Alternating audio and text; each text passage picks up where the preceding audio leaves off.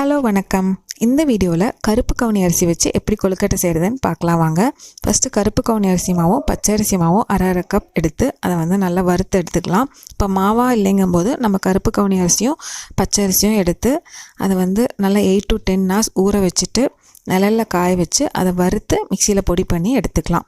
இப்போ மாவை வறுத்துட்டு அடுத்தது பாகு காய்ச்சிக்கலாம். 1 கப் தண்ணிக்கு அரை கப் நாட்டு சர்க்கரை சேர்த்து அதை நல்லா காய்ச்சி சர்க்கரை கரைஞ்சால் போதும், பதம் எதுவும் தேவையில்லை. அது காய்ச்சி வச்சுக்கலாம்.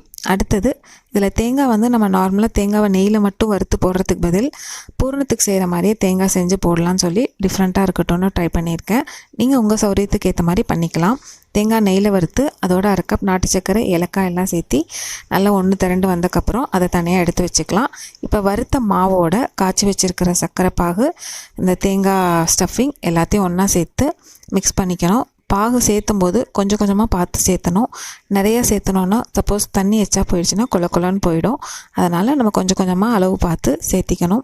மாவு சேர்த்து எல்லாம் நல்லா ஒன்றா சப்பாத்தி மாவு மாதிரி திரண்டு வந்தக்கப்புறம் அதை சின்ன சின்ன பிடியாக கையில் பிடிச்சு கையில் ஒட்டாமல் வரத்துக்காக கையில் கொஞ்சம் எண்ணெய் தடவிக்கலாம். சின்ன சின்ன பிடியாக பிடிச்சு ஆவியில் வேக வச்சு எடுத்தோன்னா சூப்பர் ஹெல்த்தி அண்ட் யம்மி கருப்பு கவுனி கொழுக்கட்டை ரெடி. உங்கள் ஆரோக்கியம் எங்கள் சுவையோடு. Keep supporting, keep smiling. Thank you. Have a good day.